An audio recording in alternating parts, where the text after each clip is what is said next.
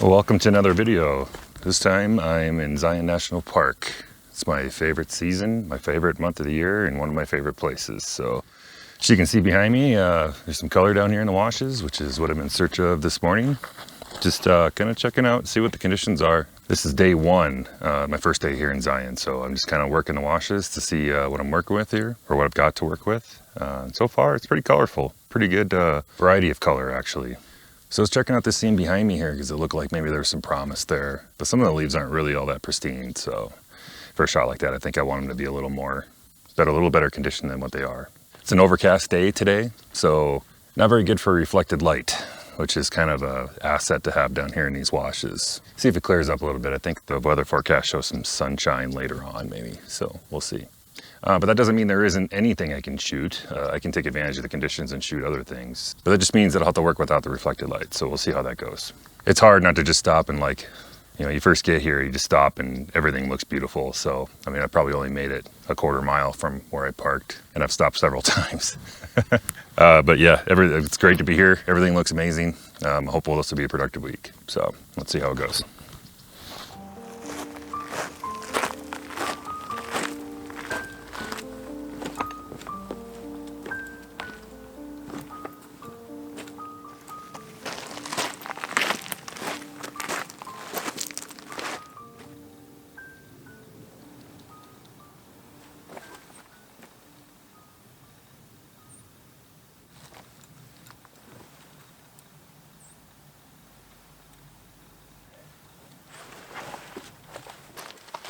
Just thought I'd do some squats real quick. Hope that's cool.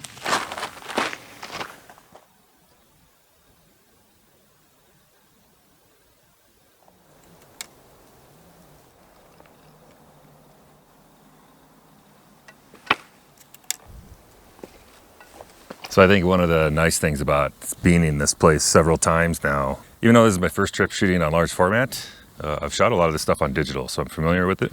This is a scene that I've actually shot last year on digital, although I was shooting from over that direction instead of where I am set up right now. But this year, these trees in the foreground here, these maples have got a really nice display color. One of them's not a maple, I'm not sure what kind of tree it is, but I've got an orange maple, I've got some sort of green tree, and then I got a red maple behind it. I thought it was a really cool mixture, so I'm shooting from where the camera is here right now, shooting this direction. And the main concern I had here was trying to get the orange leaves with the green leaves and the red leaves to kind of line up and make sense so that they don't overlap each other too much and there's not too much distance in between them, because I don't want an awkward gap in between them. So I kind of played around with moving my camera position around until all the elements kind of line up like this in the way that I wanted them. And then I'm using the sandstone off to the right here as kind of my backdrop to kind of fill up almost negative space all over the right side of the frame, but not really negative space. There's a lot of texture and detail there, but it's just all this color on one side and then sandstone on the other is kind of what I was going for.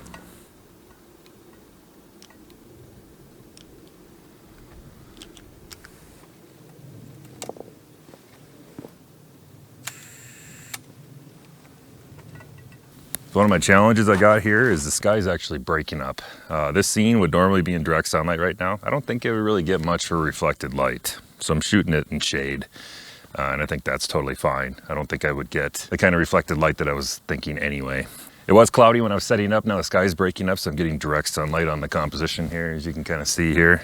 That's really throwing off my exposure. So I had to meter this several times as the clouds kept moving and keep updating my settings, and I hope I landed on something that was correct.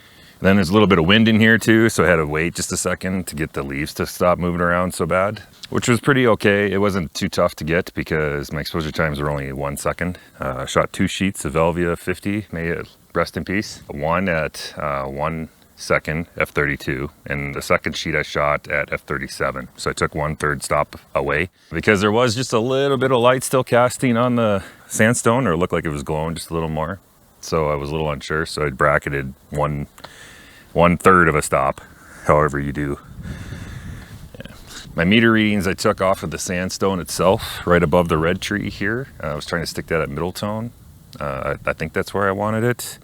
Not 100% sure, so I could be disappointed, but it seemed like everything kind of fit in the scene pretty well, so I'm gonna stick with that. Just those 2 exposures on Velvia, and that's about it. I think I'm gonna wrap it up and see what else there is. It's kind of nice. I've been in the wash for maybe an hour and I've already exposed 2 sheets of film, so that's a nice feeling. Hopefully this will be the start of something really productive. So this time I thought it'd be fun to pull from Ben Horn's playbook and film my reaction to seeing the film for the first time. So normally when I film these videos on the light table, it's not the first time I've seen it. I'll go edit the video, and then after the fact, I'll go and talk through the composition on the light table, which I'll still do some of that. But this time I thought it'd be kind of fun to just film my first reactions to it along with all of that. So with that out of the way, I have not even opened this. It just came from the lab a couple hours ago. It came to my mailbox. So without further delay, here we go. Let's see how we did.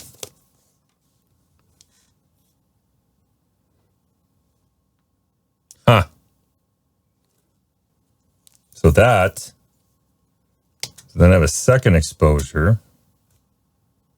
They look about the same, but to my eyes, this one might have just a tad more light on it. So I bet you this is the one this is probably the second exposure, I think. It's absolutely beautiful. The rocks turned out perfect, exactly where I wanted it to. There's just a little bit of motion blur on this one, right down here on the base of this tree. This one doesn't seem to have as much as that. Otherwise, it looks pretty sharp. I'm pretty stoked with that.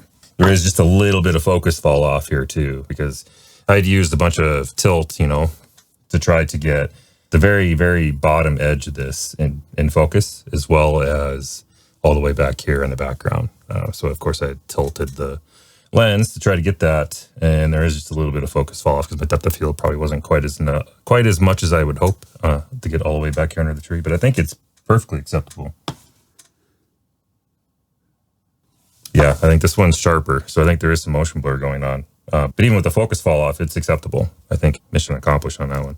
Compositionally, I kind of wish that these bare tree limbs were a little darker. I was actually playing with different compositions, trying to see if I could disinclude that, and but it just wasn't working. I like the composition. There's quite a bit of debris in between these rocks from the last time this flooded. I don't think I really mind that. It looks just fine.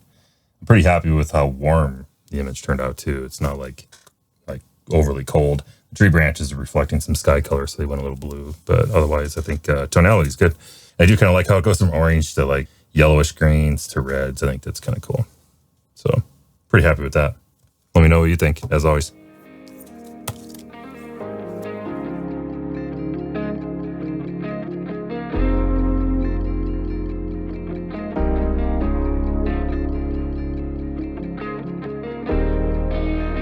I hope you enjoyed episode 1 from my fall 2021 trip to Zion National Park. And if you did, you can let me know by hitting that thumbs up button down below. And get subscribed so that you don't miss the rest of the videos from this series. Take care of yourself, and I'll see you in the next video.